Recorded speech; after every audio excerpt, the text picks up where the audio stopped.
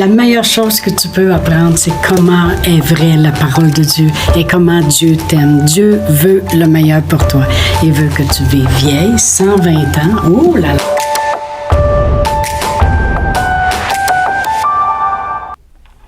Bonjour, bienvenue à Inspiration. Et encore une fois, j'espère que ça vous encourage, ces capsules. Amen. C'est tellement encourageant d'ailleurs pour moi lorsque je regarde combien de personnes ont été en ligne, lorsque je vois des likes, des j'aime, amen, et des petits mots ici et là. Mais mon désir le plus cher avec ces capsules, c'est vraiment vous apporter l'inspiration puis la révélation dans vos cœurs de la parole de Dieu. Amen. Parce que lorsque quelque chose descend à l'intérieur de nous, par révélation, la foi s'installe. Et c'est ce qu'on a besoin dans nos vies. Amen. Pour gagner continuellement. Alors, j'ai appelé ces capsules « Gagner malgré nos faiblesses ». Puis on a vu dans la première capsule que c'est important, malgré nos faiblesses, de se revêtir de toutes les armes de Dieu, parce que c'est ce que l'apôtre Paul faisait, c'est ce que l'apôtre Paul a fait. On le voit à plusieurs instances, combien il en avait la révélation et sa force, il allait la chercher dans le Seigneur. Et on a vu dans la capsule numéro 2 qu'il faut arrêter les tibas de nos vies. Amen. Et ne pas vivre toute notre vie sur les tibas, mais de vivre avec les moyens que Dieu nous a donnés pour être forts. Amen. Gloire à Dieu. On a vu dans la capsule 2 que maintenant, Méphibosheth, il peut manger à la table du roi. C'est ce que le roi David dit à partir de maintenant, à tous les jours, tu vas être assis à ma table. Et il était traité comme tous les autres. Amen. Et c'est tout un honneur d'aller s'asseoir puis de manger à tous les jours à la table du roi. Alors vraiment, il dit, ce qui est sur la table, ça t'appartient. Amen. Eh bien, qu'est-ce qui arrive, c'est qu'à la table du Seigneur, vraiment, nos faiblesses disparaissent. Lorsque Méphibosheth arrivait, puis s'assoyait lui-ci avec les autres à la table du roi, il n'était plus l'homme faible. Ses faiblesses disparaissent. Amen. Alors c'est important. Autrement dit, lorsque le roi a vu Méphibosheth, il voyait Jonathan. OK? Combien de fois on va voir un petit enfant et on va dire « Ah, mon doux qui ressemble à son père! » Ah, mon dos qui ressemble à sa mère, OK? Mais lorsque le roi a vu Méphibosheth, il ne voyait pas sa faiblesse qu'il avait. Il le regardait, puis il voyait Jonathan. Amen. Il voyait l'alliance qu'il avait faite avec son père. Il revivait cette alliance qu'il avait faite avec son père. Il le regardait et c'était des beaux souvenirs en lui. Cette alliance d'amour, cette alliance de foi, cette alliance d'amitié qu'ils avaient fait ensemble. Il revivait cette alliance. Il disait en lui-même, enfin, j'ai l'opportunité de lui rendre l'appareil. Je me souviens quand le roi Saül voulait me tuer, puis son père avait envoyé des flèches pour m'avertir si Saül était encore en colère ou s'il y avait la paix. Et il m'a montré, il est encore en colère, sauve-toi. Je me rappelle, et maintenant j'ai l'opportunité de prendre soin de toi comme ton père a pris soin de moi à cause de l'alliance qu'on avait faite. Eh bien, savez-vous, c'est la même chose avec nous. Lorsque Dieu nous regarde, il voit son Fils Jésus. Il revit l'alliance qu'il a fait avec lui à la croix lorsque Jésus nous représentait. Il revit cela et il revoit Jésus souffrir pour qu'on ne souffre plus. Il revoit Jésus payer le prix aux enfers pour qu'on n'ait pas. Lorsqu'il nous regarde, il revit cette alliance continuellement. Savez-vous, comme j'ai dit hier, malgré nos faiblesses, il nous fait gagner. Là, moi, voilà 35 ans passés, voilà bien des années passées, j'étais une femme qui vivait dans la peur. Amen. Et vraiment, c'est incroyable quand on pense à ça. Si vous m'auriez connue dans ce temps-là, moi, là, la patte me shakeait tout le temps, là. J'étais tout le temps arrangée de même, là, ça shakeait tout le temps, là. Puis je me rongeais pas les ongles parce que ça, j'avais vu ma mère se ronger les ongles toute la vie, mais je me rongeais les sangs, par exemple. Et j'étais ces Valium, les antidépresseurs. Vraiment, c'est incroyable que Dieu me regardait et puis qu'il aurait parlé à Jésus puis il a dit « Wow, as-tu pensé comment on va être capable avec elle d'emmener des gens au Seigneur? Elle va bâtir une église, elle va prêcher la parole. Eh boy! Dieu nous utilise malgré nos faiblesses. Amen. J'ai marqué, il n'a pas dit on ne pourra jamais l'utiliser. As-tu vu comment qu'elle a peur? Hey, comment qu'on va faire pour l'amener à la place d'être capable de l'utiliser? En plus, avec tous les défauts qu'elle a, tu penses, on ne pourra jamais l'utiliser. Ah, mon Dieu, elle a bien trop de faiblesses dans sa vie. Non. Préparez-vous, là, puis laissez faire les petits bas, là, puis laissez faire les faiblesses de votre vie. En Dieu, on peut tout. L'apôtre Paul, quand il a écrit « Je peux tout », 8 mots, par celui qui me fortifie. Vraiment, l'apôtre Paul, il savait de quoi il parlait. Il dit « Avant, c'est moi qui emprisonnais les autres, puis là, c'est là que moi qui est en prison. Et puis, je le sais comment c'est dur de sortir de prison. En plus de ça, quand on est attaché, puis on est mis dans le cachot intérieur. » Il dit « Sais-tu quoi? On va louer le Seigneur. Parce que moi, ma force, je la prends dans le Seigneur. » Et puis, il se fortifiait dans le Seigneur. Il ne regardait pas ses faiblesses. Amen. N'oubliez pas que Dieu, lui, il ne regarde pas nos faiblesses. Il regarde notre cœur. Il regarde qu'est-ce qu'on a dans le cœur. Ça prend un cœur qui veut changer. Il va nous donner des chances. Il en a donné des chances à Judas. Il est certain qu'il devait dire Judas, c'est les pauvres. Hein? Puis de la façon. Moi, notre père, là, quand il disait vous allez rentrer à 9 heures, les petites filles, hein? Puis là, vous allez vraiment chez votre petit ami, hein? Eh bien, il pouvait lire au travers de nous autres, on avait assez peur de lui déplaire. On avait assez peur de faire le contraire de ce qu'il nous disait. Je suis certaine que quand Jésus disait à Judas, l'argent, tu vas aller la donner aux pauvres. Tu vas prendre ce montant-là, puis tu vas aller le donner aux pauvres. Et il le regardait. Puis je suis certain que Judas avait la chance de dire hey, « je suis bien mieux d'obéir ». Mais il choisissait de prendre de l'argent. Il choisissait de tricher à la place. Mais Dieu nous donne toutes les chances. Il le sait que nous avons des faiblesses. Il le sait que moi, ma faiblesse, c'était la peur, puis ma faiblesse, mais il connaît nos cœurs. Mais il va tous nous donner également une chance. Amen. Mais il nous donne, j'ai marqué, il nous donne tous également, c'est à nous de choisir, d'enlever les petits bas de nos vies. C'est à nous de choisir. On peut garder nos faiblesses toute notre vie, puis dire, oui, je suis capable de faire ça, mais ça, ne demande-moi jamais ça. On peut les garder, nos faiblesses.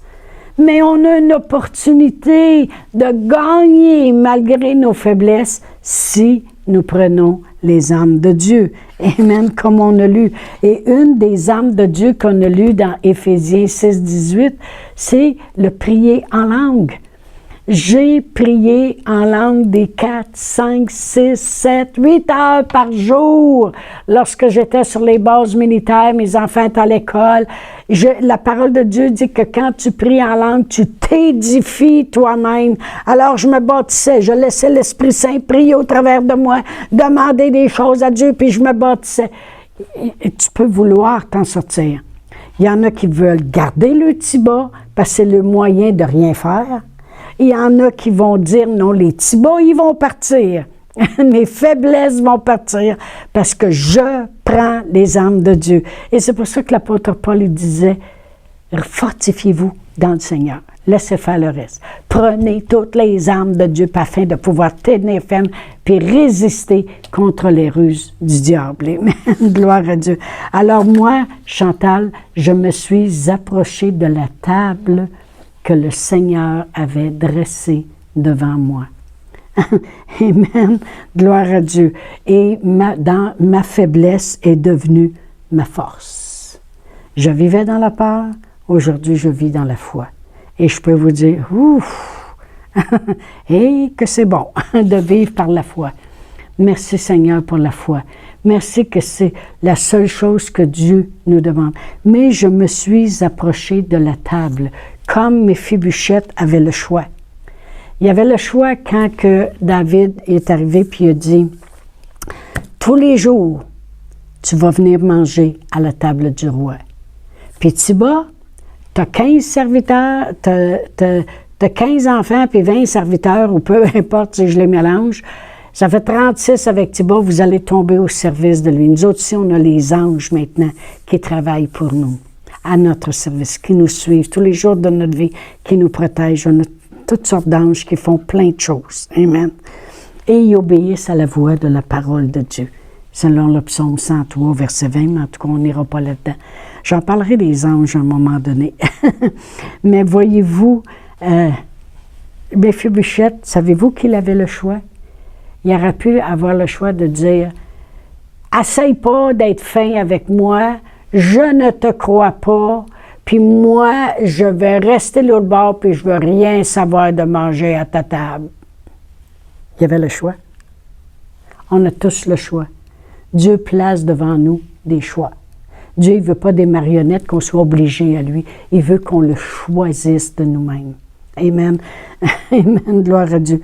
C'est pas un mariage arrangé. Vous savez, il y a des gens, des fois, qui sont obligés de marier dans certains pays une telle personne. C'est pas des mariages arrangés avec Dieu. Dieu veut qu'on prenne le choix. Je te choisis, Seigneur, parce que je t'aime puis j'apprécie qu'est-ce que tu as fait pour moi. C'est la plus belle chose qu'on peut faire dans notre vie. Amen. Mais moi aussi, j'ai le choix de m'approcher à la table qui est devant moi. Voyez-vous, Jésus peut compatir à nos faiblesses. Dans Hébreux 4, je vais lire du verset 14 à 16, ça dit « Ainsi, puisque nous avons un grand souverain sacrificateur, ça c'est comme dans l'Ancien Testament, les grands prêtres, qui a traversé les cieux. » Puis là, il nomme son nom, Jésus. Puis pour être sûr qu'on sache qui c'est le Fils de Dieu. « Demeurons fermes dans la foi que nous professons. Car nous n'avons pas un souverain sacrificateur qui ne puisse compatir à nos faiblesses. Au contraire, il a été tenté comme nous en toutes choses, sans commettre de péché. Approchons-nous donc avec assurance du trône de grâce, afin d'obtenir miséricorde, de trouver grâce et d'être secourus dans tous nos besoins. Il compatit à nos faiblesses. La parole de Dieu dit qu'on a un souverain sacrificateur qui est capable de compatir à nos faiblesses. Il le sait que nous avons des faiblesses, mais il a tout fait pour que nous soyons forts. Amen. Alors moi, je m'approche de cette table. Amen. Et on va aller voir au psaume 23, quelle est cette table? Je vais le lire au complet parce que le monde, il lit ça quand quelqu'un est mort, il est trop tard. Ce psaume 23, c'est pour les vivants. C'est pour nous maintenant, pas quand ils sont en train de descendre une tombe dans la terre. Écoutez bien ce qu'il dit. Il dit, « L'Éternel est mon berger, je ne manquerai de rien. » C'est pas quand tu es rendu là, c'est quand tu vis sur la terre. « Il me fait reposer dans des verts pâturages. » Le monde pense que c'est ça, garer dans le cimetière. Ben non! Dans les verts pâturages, ça veut dire que comme qu'il est un bon berger, il ne m'amènera pas dans un terrain plein de roches où que je ne peux pas manger. Il me fait reposer dans des verts pâturages, ça veut dire qu'il m'amène une place où je suis nourri et pris soin. Les verts pâturages. Il me dirige près des eaux paisibles. Pourquoi? Parce qu'il sait que des brebis, avec le bruit puis tout ça, ça les énerve. Dieu, il nous conduit dans la paix. Il restaure mon âme. Il me conduit dans les sentiers de la justice à cause de son nom. Là, il va dire, non, ça, c'est pas correct ce qui arrive. Comme moi, je veux t'emmener dans un beau sentier de justice. Quand je marche, là, dans mon vivant, dans la vallée de l'ombre de la mort, ça veut dire que je passe des temps durs, je ne crains aucun mal, car tu es avec moi. Ta houlette puis ton bâton me rassurent. C'est la parole puis l'esprit. La houlette puis le bâton, c'est la parole et l'esprit. Tu dresses une table devant moi, une table en face de mes adversaires. Tu oins d'huile ma tête, puis ma coupe déborde. Oui, le bonheur et la grâce m'accompagneront tous les jours de ma vie et j'habiterai dans la maison de l'Éternel jusqu'à la fin de mes jours. Mais où est-ce que je voulais qu'on voit, c'est le verset 5. Tu dresses une table en face de mes adversaires. C'est quoi cette table-là qu'il y a entre moi et l'ennemi? Sur la table, c'est la sainte table. C'est quand notre Seigneur Jésus-Christ est assis avec ses apôtres à la table, puis il a pris la coupe, puis il a dit, ça c'est la nouvelle alliance en mon sang, prenez et buvez. Il a pris le pain, et puis il a dit, ça c'est mon corps brisé pour vous, prenez et mangez. C'est qu'est-ce que Jésus a fait à la croix. La table qu'il y a entre moi et les adversaires, c'est la mort de notre Seigneur Jésus-Christ à la croix. C'est tout ce qu'il a accompli à la croix. Ça c'est la table. À tous les jours, je peux m'approcher de cette table et dire non. Ça ira pas mal aujourd'hui parce que Jésus a tout accompli pour moi. Jésus, il est là, il est vivant, il est un, comme on vient de lire dans Hébreux, il est un grand sacrificateur qui compatit à mes faiblesses. Il a traversé les cieux. Alors, je peux m'approcher de Dieu avec assurance et je sais que je vais être secouru aujourd'hui, quel que soit mon besoin. Moi aussi, comme Méphibosheth, je peux m'approcher de la table avec toutes mes faiblesses, mais je deviens forte par qu'est-ce que notre Seigneur Jésus-Christ a accompli à la croix. Amen. Alors, on va continuer demain. On gagne malgré nos faiblesses. Chantal Paulus est avec vous tous les jours du lundi au vendredi sur Facebook et YouTube. Vous pouvez écrire à Chantal en privé sur Messenger. Si vous avez manqué une capsule, retrouvez-la sur la section vidéo de Facebook ou sur YouTube si vous désirez faire un don par Interac. Voici l'adresse courriel capsule.inspiration au pluriel @gmail.com. Le mot de passe est inspiration au pluriel. Vous pouvez aussi faire un don par www.eslr.org/DONS. Veuillez indiquer en mémo Capsule Inspiration.